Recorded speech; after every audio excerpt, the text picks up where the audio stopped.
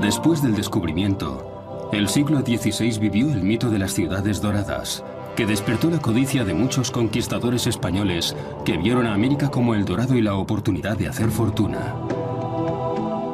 La conquista fue violenta. En pocos años cayeron los imperios Inca y Azteca, y con ellos terminó su mundo. El extraordinario crecimiento de esas civilizaciones fue brutalmente interrumpida.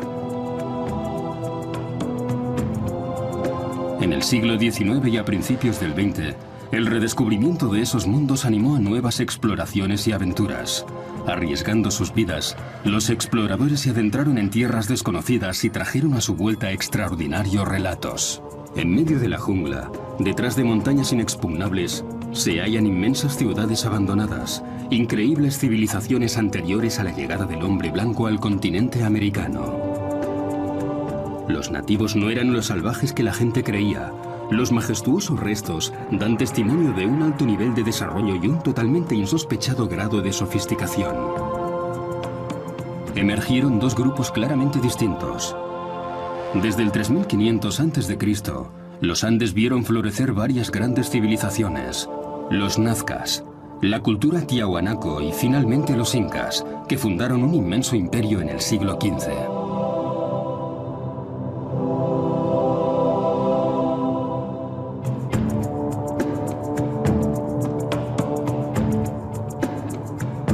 Los mayas y los aztecas pertenecen a las civilizaciones de América Central y compartieron una cultura común alrededor del 2500 a.C.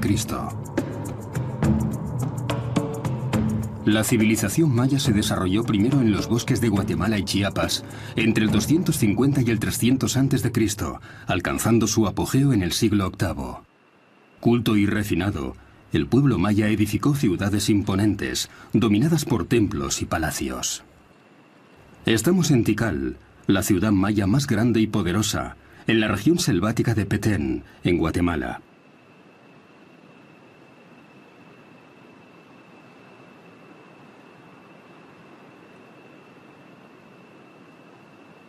Tikal alberga los templos más altos construidos durante la era maya, y el más alto de ellos alcanzaba los 70 metros.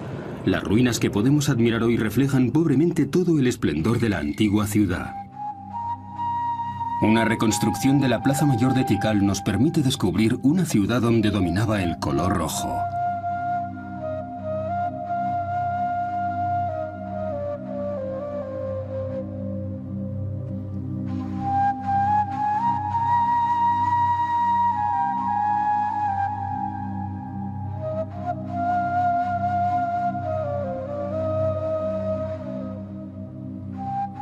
En sus primeros trabajos de investigación, los científicos intentaron comprender el propósito de esos templos con forma de pirámide.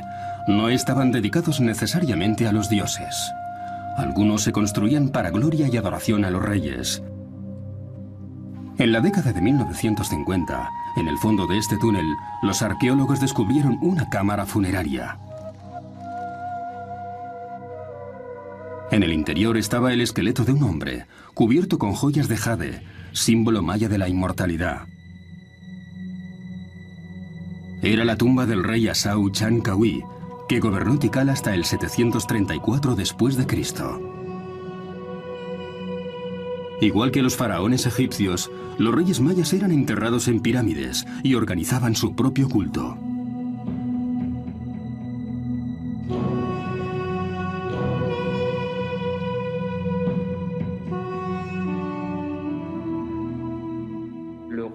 El rey era la figura que gobernaba la ciudad desde que era elegido y actuaba política y militarmente. Pero al mismo tiempo, y durante el período clásico, era todopoderoso, el líder espiritual de la comunidad y su territorio. La vida urbana era considerada un reflejo del mundo cósmico, donde el equilibrio y la armonía estaban garantizados por un rey con el estatus de divinidad. La arquitectura tenía por objetivo impresionar e inspirar miedo. El rey era sagrado, y su historia se inscribía en la mitología. El día de su ascensión al trono era el sol de la mañana, emergiendo de la tierra y elevándose en el aire. A su muerte, se convertía en el sol poniente adoptando la forma de un jaguar, hundiéndose en el interior de la Tierra. Esas leyendas están ligadas a los ciclos del tiempo. Los mayas eran grandes observadores del cielo y los movimientos celestiales.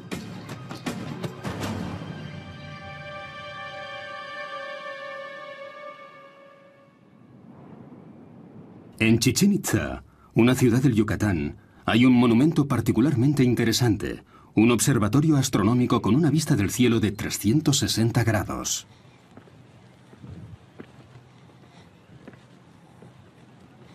El arqueólogo Ed Van Haar de la Universidad de Austin, Texas, especialista en la cultura maya, ha estudiado este notable monumento que revela el extraordinario conocimiento que los sacerdotes mayas tenían de los ciclos de tiempo.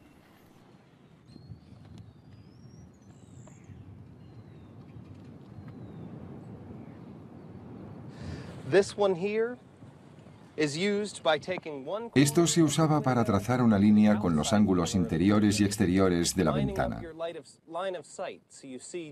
Alineándolos así, el sol entraba de este a oeste en el momento del equinoccio, lo que ocurre exactamente hoy. Si nos movemos 27 grados, estamos enfocados directamente al lugar por donde Venus sale en el punto más septentrional del horizonte. Los sacerdotes mayas rastreaban el cielo incansablemente, intentando descifrar en las estrellas el destino del hombre y predecir las fechas de batallas y coronaciones. No es un sistema de observación disparatado. Lo que hace es observar los eventos actuales y del pasado para imaginar qué puede deparar el futuro e integrar todos esos eventos en ciclos, porque para ellos el tiempo, como para otros pueblos de Centroamérica, está dividido en ciclos, algunos de los cuales se repiten, y que el tiempo dejará de correr algún día. Y por eso es necesario tener una visión clara de todos esos eventos, particularmente los nocturnos, porque pueden decirnos el futuro.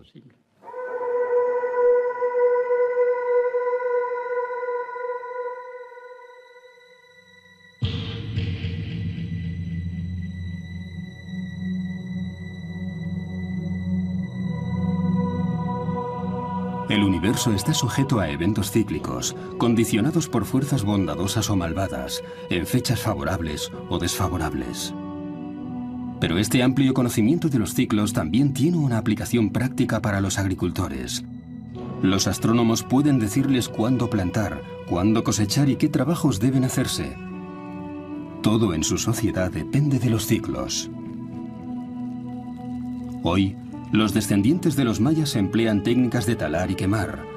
Durante la estación seca encienden hogueras y limpian zonas cultivables de la jungla sin ningún tipo de herramientas, y usan las cenizas para fertilizar el suelo.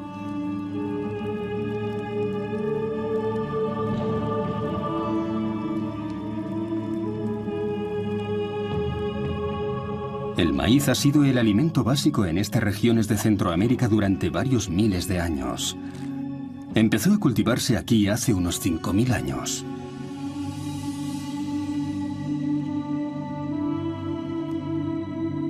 Originalmente, la planta solo producía unas pequeñas panuchas, que daban unos cuantos granos.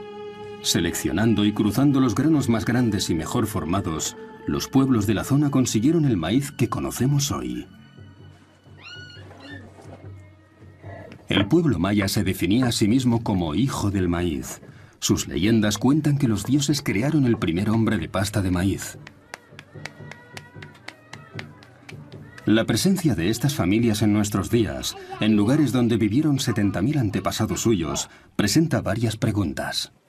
¿Cómo vivía la antigua población maya en grandes comunidades, en un ambiente natural en el que hoy solo pueden sobrevivir pequeños grupos?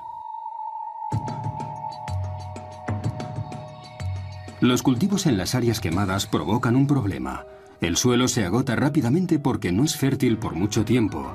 Los mayas dominaban varias técnicas de cultivo que daban mejor rendimiento que las de hoy, pero también tenían limitaciones. En el siglo VIII, las ciudades mayas estaban en plena expansión.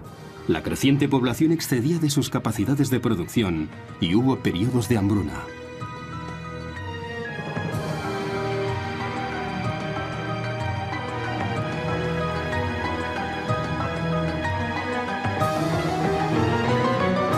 mismo tiempo, las ciudades mayas tenían que enfrentarse a otro problema, este ligado a su organización. Su mundo estaba unificado a nivel cultural, pero no político. Unas 70 ciudades, cada una con su propio rey, rivalizaban constantemente. Tikal y Calakmul libraban feroces batallas por la supremacía.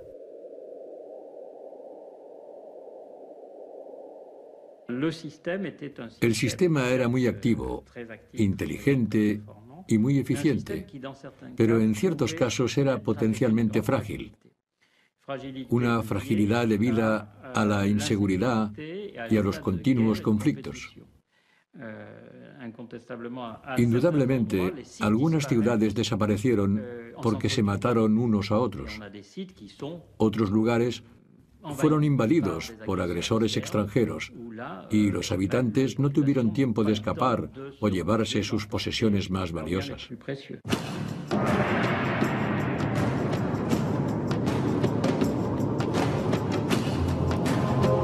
En sus primeras investigaciones, los científicos creyeron, un poco inocentemente, que se trataba de un pueblo pacífico. Hoy saben que no era así. Al contrario, los mayas estaban frecuentemente en guerra. Se descubrió por primera vez en 1946, en el sitio de Bonampak, en el estado de Chiapas, donde aún quedan algunos de los magníficos frescos de los mayas. Representan al rey Chan Muan, que gobernó Bonampak a finales del siglo VIII. Estas pinturas muestran la hostilidad endémica que dividía el territorio maya en múltiples reinos rivales, cada uno de ellos intentando extender su área de influencia, afianzar su poder político y aumentar su riqueza. En un contexto de pobres recursos, esas luchas fratricidas precipitaron su decadencia.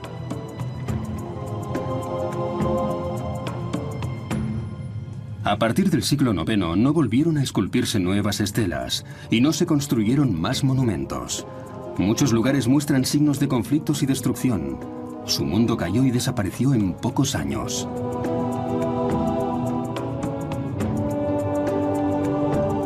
Los aztecas, nómadas del norte, llegaron después y se asentaron en la cuenca de México en el siglo XIII.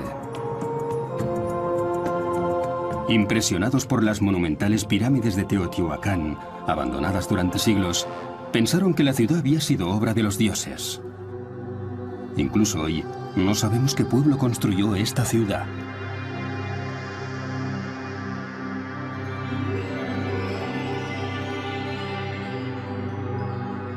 Los toltecas, que dominaron esta zona hasta el siglo XII, eran despreciados y tenidos por salvajes, pero los aztecas los admiraban y se instalaron en el territorio que un día ocuparon. Los aztecas buscaban una identidad atrapados entre el deseo de asentarse y fundar una brillante civilización que reflejara la anterior a ellos, además de sus costumbres nómadas y de valerosos guerreros.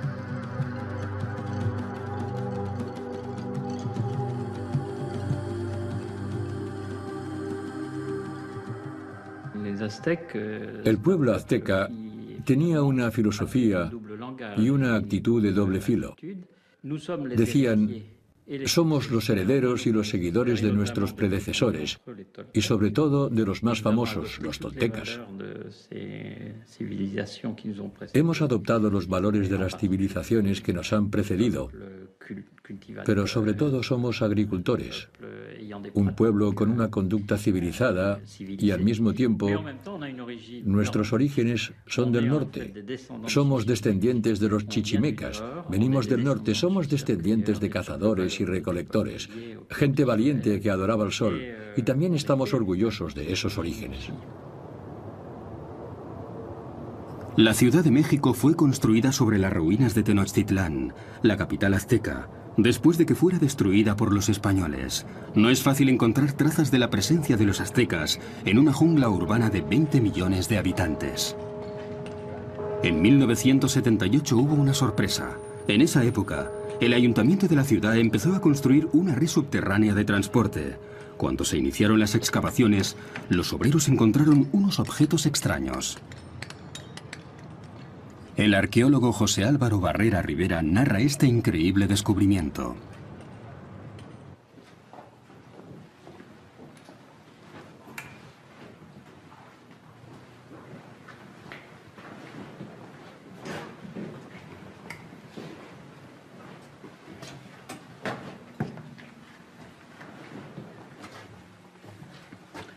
Estamos ahora aquí observando, bajo del sagrario, lo que es el Templo del Sol. Este es el muro norte del Templo del Sol. Es un templo que se ha dedicado a Tonatiuh, el dios solar.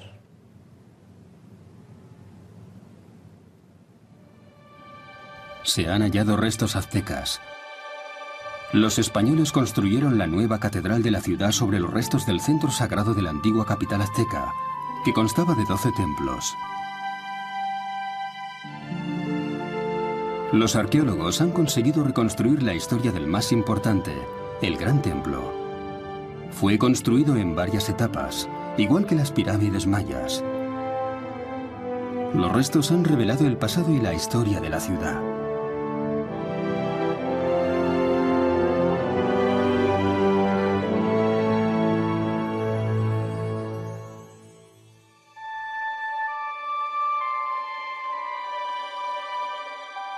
Donde hoy está la Ciudad de México, a una altitud de 2.200 metros, hace 500 años había un lago, el Texcoco.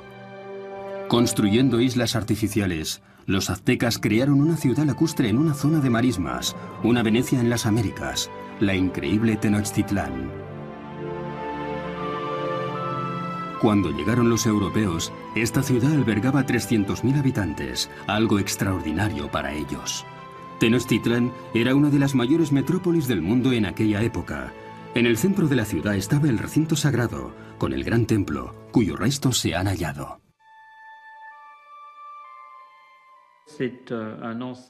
Calculamos que toda la zona debía tener unos 13 kilómetros cuadrados,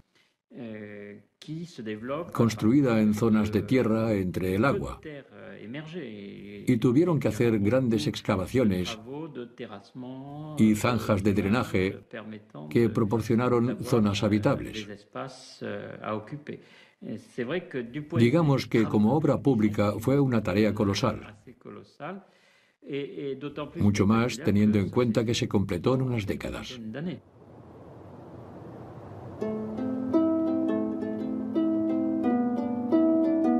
Los aztecas que se instalaron en esta región pantanosa tenían muy poca tierra cultivable, pero consiguieron sacarle el máximo rendimiento al ambiente para alimentar a los miles de habitantes que vivían en la capital.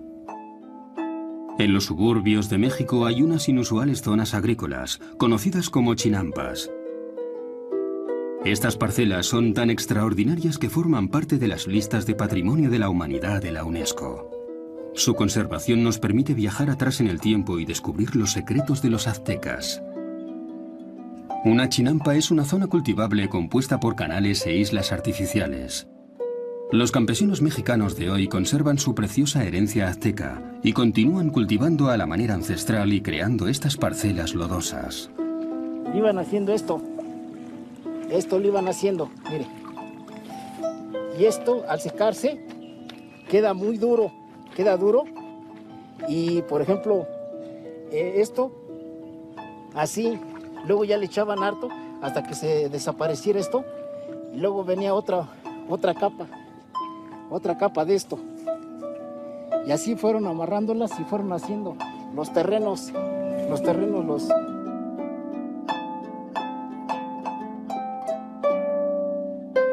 Estos huertos flotantes, construidos alrededor de la ciudad, pueden alimentar a una población de varios miles de personas. Esta técnica es muy productiva. La riqueza del suelo, la abundancia de agua y de lodo y la luz del sol garantizan 4 recolecciones anuales de diferentes cosechas. El cultivo de las chinampas duplica el rendimiento y la producción del suelo.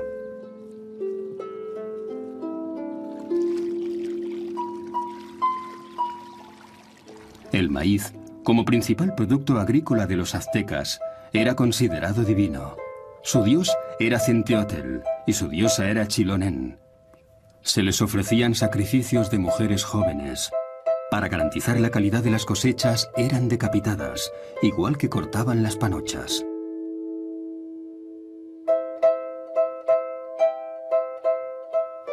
En Centroamérica se llevaron a cabo sacrificios humanos durante mucho tiempo, pero para los aztecas se convirtió en una obsesión. Cuando los conquistadores entraron por primera vez en la gran plaza de Tenochtitlán, se horrorizaron al ver la escalinata del gran templo cubierta de sangre.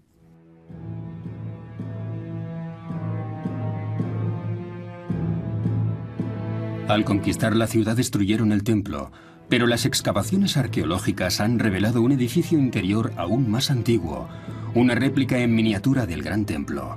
Sobre una plataforma hay una piedra negra, el altar de los sacrificios.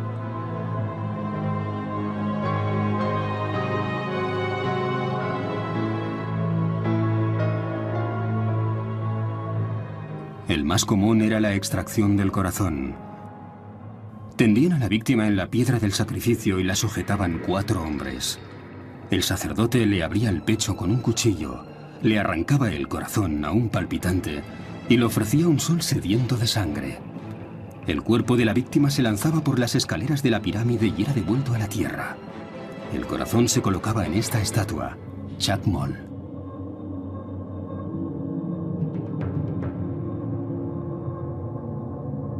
El propósito de esos ríos de sangre se explica en las inscripciones de la Piedra del Sol. Esta escultura de 3,60 metros y 20 toneladas de peso es un calendario. Señala la desaparición de 4 soles debido a cataclismos. El nuestro, el quinto, también está en peligro. Apareció por primera vez mediante un autosacrificio del dios. Se prendió fuego a sí mismo y reapareció, transformándose en una estrella. Pero el nuevo sol no se movía, y los otros dioses ofrecieron su sangre para devolverle la vida. De esta forma empezó el drama cósmico en que la humanidad tenía un papel. Para que el sol continuara su curso, había que alimentarlo cada día con agua preciosa. En otras palabras, con sangre humana.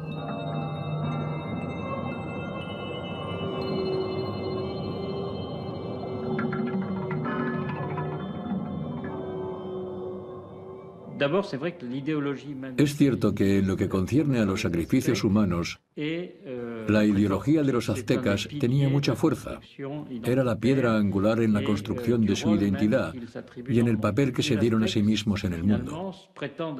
Los aztecas aseguraban que mantenían el mundo vivo haciendo sacrificios, ofreciendo sangre a las divinidades que podían hacer que un día u otro dejara de funcionar y no hubiera garantías de la supervivencia del hombre. Esta es la parte de la ideología dominante. Yo creo que el éxito de un sistema político y la expansión de un imperio llevan a ese tipo de sacrificios que hemos visto en ciertas épocas. Era por la necesidad de superar lo que se había perdido anteriormente, para asegurar que el sistema continuara desarrollándose. En 1487, el emperador Ahuitzotl celebró la renovación del Gran Templo. La ceremonia fue impresionante. Sobre el ara del sacrificio, los sacerdotes abrieron el pecho a una interminable procesión de cautivos. La inauguración se llevó la vida a 10.000 personas, tal vez más. El imperio estaba en el apogeo de su poder.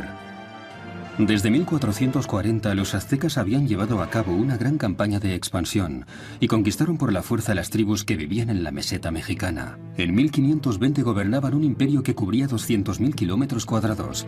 Poco antes de la invasión de los españoles incluía 38 provincias y todas estaban obligadas a pagar un alto tributo. Los aztecas impusieron su dominio por medio del terror.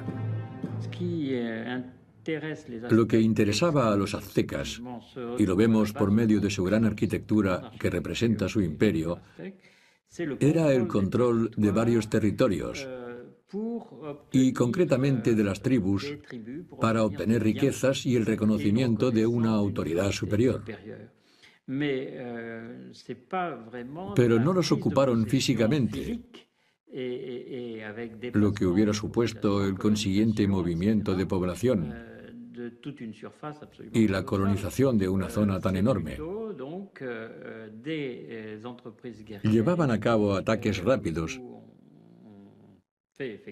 incursiones sorpresa y en muchos casos obligaban a un cierto número de territorios a establecer alianzas. Se adherían al sistema imperial y reconocían la suprema autoridad tlatoani, la del emperador. Reconocían la importancia fundamental de la divinidad, del divino guardián de los aztecas, Huitzilopochtli, el dios del sol. Pero al mismo tiempo, hasta cierto punto, Tenían derecho a continuar dirigiendo sus propios asuntos mientras siguieran cumpliendo lo pactado y pagaran sus tributos.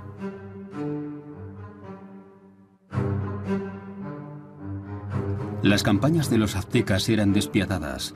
En primera línea estaban los soldados más valerosos, pertenecientes a prestigiosas unidades de caballería, como la Hermandad de las Águilas, cuyos cascos tenían la forma de la cabeza de esas aves. Una interminable fila de porteadores transportaban los tributos a la capital, donde eran minuciosamente registrados. Se han hallado parte de esas cuentas en varios manuscritos. Los imperios subyugados entregaban cada año toneladas de alimentos, algodón, tejidos, plumas ornamentales y una impresionante cantidad de objetos preciosos. El pueblo no tenía derechos, trabajaba para sus nuevos amos y se veía reducido a la esclavitud o convertido en víctima de sacrificios. A pesar de la continua expansión del imperio, que duró más de 2 siglos, no se suavizaron las tensiones internas. Tenochtitlán era el escaparate de los aztecas y su poder pedía un alto precio.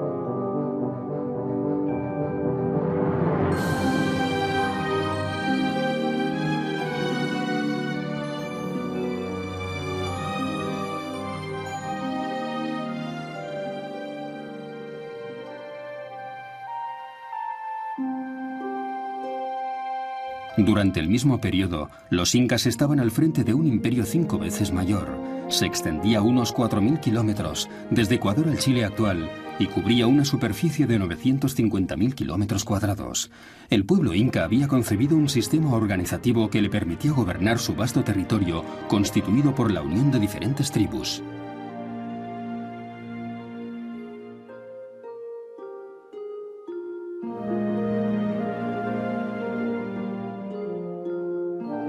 En 1615, en una excepcional obra, Felipe Huamán Poma de Ayala diseñó un perfil histórico y etnográfico de la región precolombina y precolonial de los Andes. Su trabajo, la obra de toda una vida, fue objeto de una grave acusación por parte de las autoridades españolas por su excesivo miramiento con las poblaciones indígenas. Esas crónicas forman parte de un testimonio único sobre la originalidad y la organización de los incas, una palabra que define tanto al pueblo como a su rey.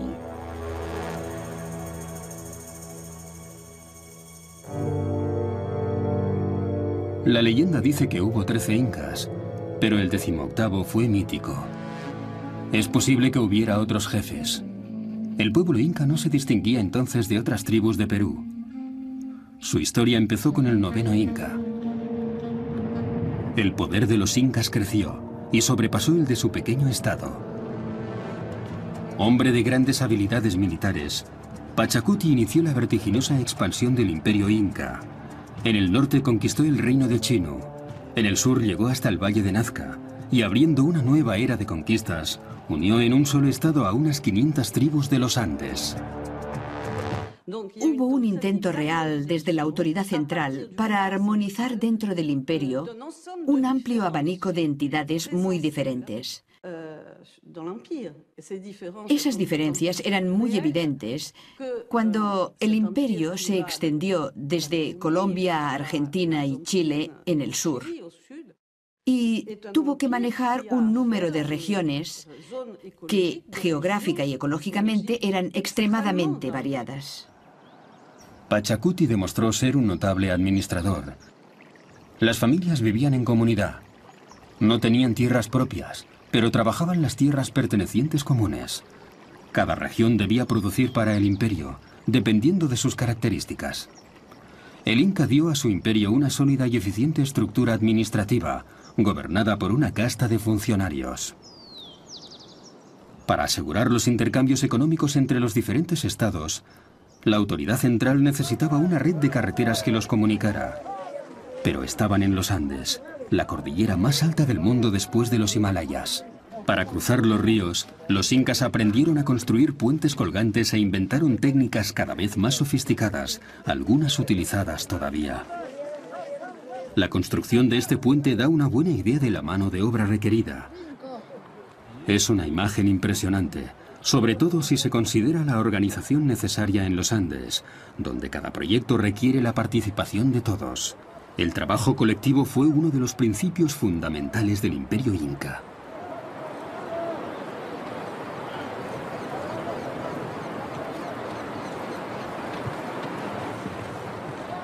La vasta red de caminos se llamó el Capacnán. Era el elemento clave para la política y la economía del Imperio Inca, la gigantesca columna vertebral, comparable a la red de calzadas romanas. Permitió que el Inca controlara su imperio y el movimiento de sus tropas desde la capital, Cuzco. Después de la conquista de los españoles, la mayoría de estos caminos dejaron de mantenerse. Los incas no usaban la rueda, ni tenían caballos. Los viajes se hacían a pie. Los españoles no usaban ese medio de transporte y abandonaron los caminos incas. Esos caminos, con una longitud de 40.000 kilómetros y una amplitud de 15 metros en algunos puntos y altitudes de entre 1.000 y 4.500 metros, unían zonas habitadas, centros administrativos, áreas de cultivos y minas, además de lugares de culto.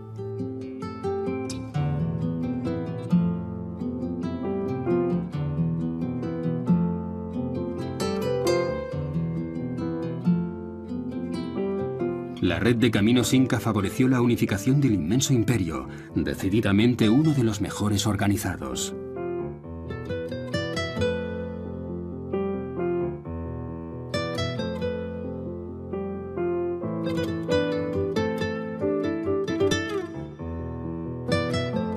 Corredores de relevo llevaban la información a una increíble velocidad. Desde el palacio del Inca llegaban en 2 días a los lugares más remotos del imperio. Los incas no tenían escritura. Para compensar esa carencia desarrollaron un original sistema usando este objeto, el quipu, hecho de hilos y nudos de varios colores. Cada color y longitud tenía un significado, simbolizaban números, fechas o un tipo de producto. Los quipus permitían manejar con efectividad las finanzas públicas. La economía era controlada por varios intermediarios. Los estados locales, por medio de sus jefes, estaban obligados a reunir los tributos y organizar la mita, los trabajos forzados de los hatunruna, los que tenían que pagar el tributo. Y eso representaba el primer diente del engranaje. El Inca imponía un sistema administrativo a los estados. Por ejemplo, con gente que se encargaba de controlar la actividad minera y con funcionarios en todas partes del imperio, los llamados apucunas. Esas personas eran delegados de la autoridad central y también actuaban como engranajes en la circulación de información entre los jefes locales y el propio Inca. En algunas aldeas de los Andes todavía se encuentran restos de este notable sistema.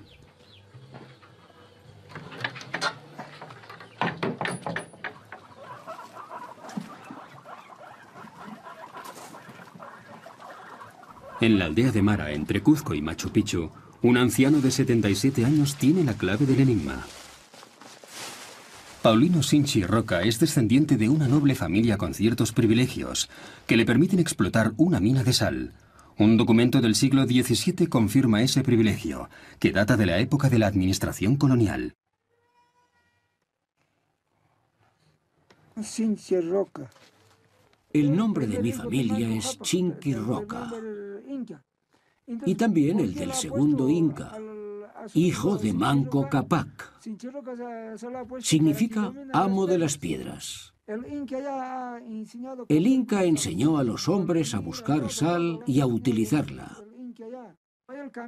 Después construyó caminos por todas partes, para el uso de todos los habitantes del imperio.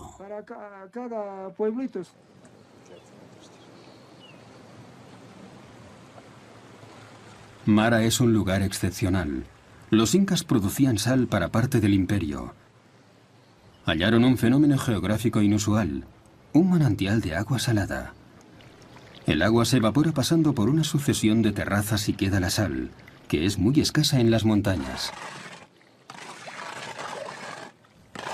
De Mara salían caminos en todas direcciones y se suministraba a varias regiones.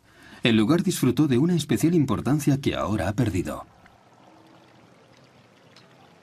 Las minas de sal de Mara también realzaban la imagen de poder de los emperadores. Todo es gracias al sol. Los incas adoraban al sol.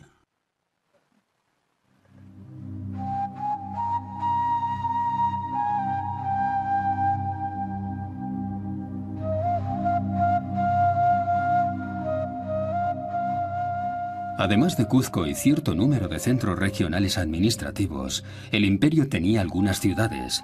La mayor parte de la gente vivía en pequeñas aldeas y trabajaban en los campos. La agricultura era el pilar de la economía inca. Entre la capital, Cuzco, y Machu Picchu, hay terrazas construidas en las laderas, a cientos de metros de altura. Los campesinos incas se enfrentaban al terreno irregular de la montaña, con pocas áreas llanas, y para aumentar las zonas cultivables excavaban terrazas en las faldas. Con un monumental esfuerzo construían muros de piedra, conteniendo así la tierra y dando a las montañas la apariencia de una alta y amplia escalinata. Los campesinos de los Andes siguen viviendo al ritmo de sus labores agrícolas. Algunas plantas, como el maíz, requieren un clima cálido y húmedo, pero otros, como las patatas, prosperan en las alturas. Los campesinos saben explotar las diferencias climáticas entre los valles y las cimas para cultivar especies que normalmente no se encuentran en la misma región. Estas terrazas, ahora más o menos abandonadas, apenas dan una imagen verdadera de la opulencia del pasado. Se calcula que el Perú actual apenas puede igualar lo que producía el imperio inca hace varios siglos.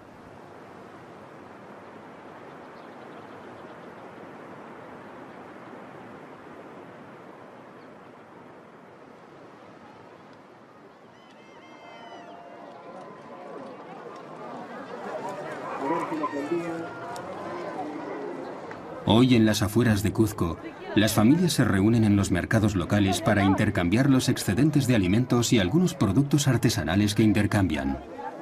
En la época del imperio, el grueso de la economía se desarrollaba en los mercados, en el contexto de una economía estrictamente controlada.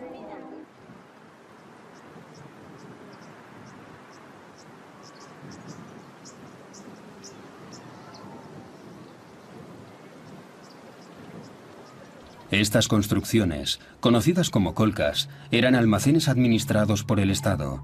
Cuando llegaron los españoles estaban repletos de alimentos y objetos de uso cotidiano.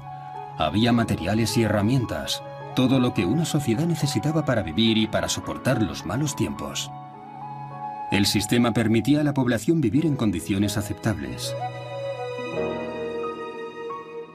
En la cima de la organización estaba el Inca, considerado descendiente directo de Inti, el dios Sol. Tenía todo el poder político y económico, pero su legitimidad era básicamente religiosa. El Inca era un ser sagrado, que ratificaba su origen divino.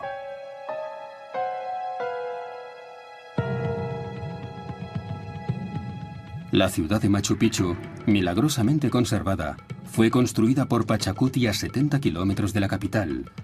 Es un majestuoso símbolo del gran poder del Inca.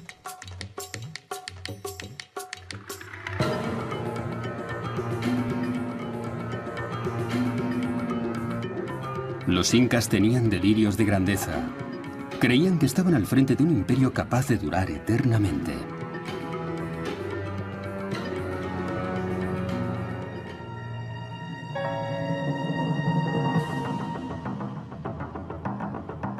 «80 años después del reinado de Pachacuti, los conquistadores descubrieron los Andes.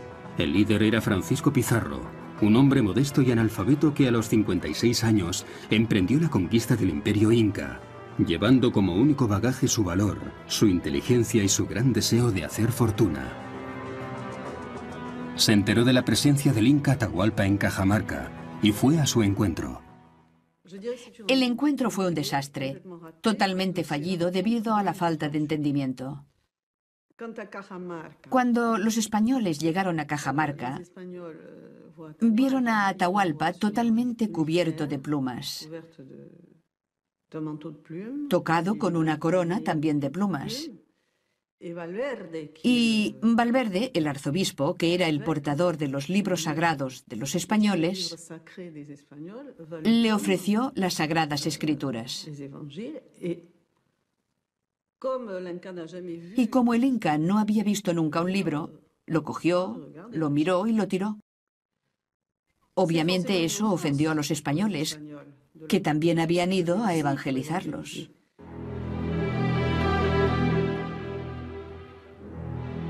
El malentendido fue una buena excusa para los españoles, que masacraron a gran número de los aristócratas presentes. Atahualpa fue hecho prisionero. Pizarro pidió un gran rescate en oro, que fue pagado inmediatamente, pero rompió el trato y ordenó que el Inca fuera juzgado y ejecutado.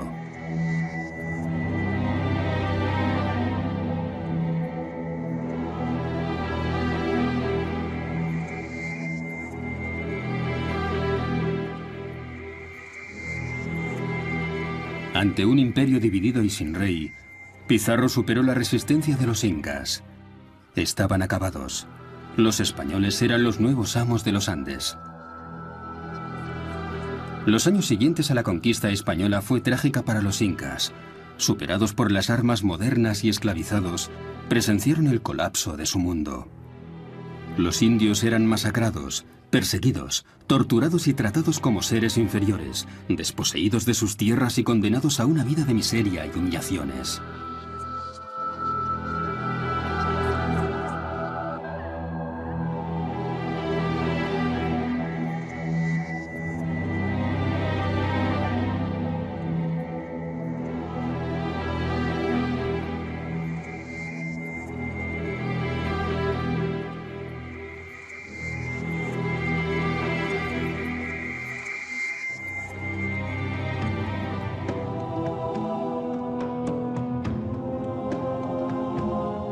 Pocos años antes, en 1519, Hernán Cortés conquistó México, uno de los encuentros más extraordinarios entre la historia y la leyenda. Para los aztecas, 1519 coincidió con el año exacto en que su calendario predijo el regreso de Quetzalcóatl, la divina serpiente emplumada. En el Palacio Presidencial de la Ciudad de México, los frescos de Diego Rivera representan ese episodio de la historia del país, cuando llegó el final para ese mundo en unos pocos meses. Durante bastante tiempo, los aztecas no entendieron qué ocurría, qué estaba en juego y qué podía suceder. No pensaban que la llegada de aquellos extranjeros, que al principio habían tomado por dioses, podía significar una sentencia de muerte para el sistema que conocían y que asumieran el control de su mundo. Cuando se dieron cuenta, ya era demasiado tarde. Por supuesto, se debía a las técnicas que conocían los españoles, sus armas y el hecho de que tuvieran caballos y perros. Eso contaba, pero solo en cierto modo.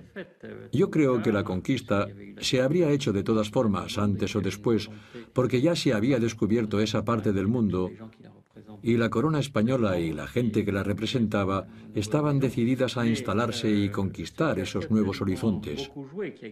Pero lo más importante, y lo que explica cómo ocurrieron las cosas que se hicieron en México, fue la gran inteligencia del jefe, de Hernán Cortés. Entendió enseguida que el imperio era frágil, que tenía adversarios internos y gran parte de la población estaba en su contra. Así que reforzó su pequeño ejército con miles de soldados indígenas que se unieron a sus batallones en los momentos decisivos.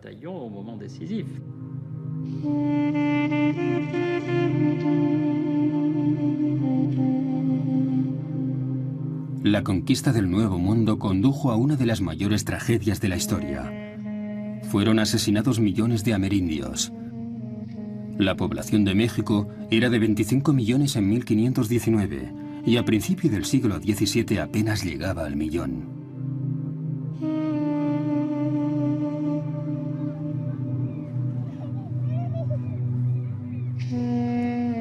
Casi 500 años después de esos terribles eventos, numerosas comunidades de México y Guatemala aún conservan las tradiciones y las creencias de sus antepasados.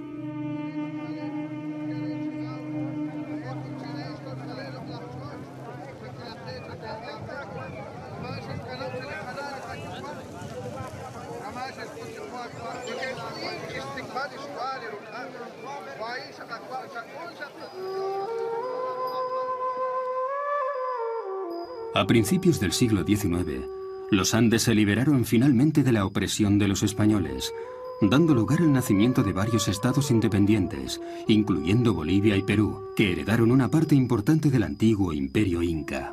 A pesar de la colonización y las campañas de evangelización, las creencias antiguas y las tradiciones no desaparecieron. Al principio las mantenían en secreto, pero más tarde se celebraron públicamente. Soltera.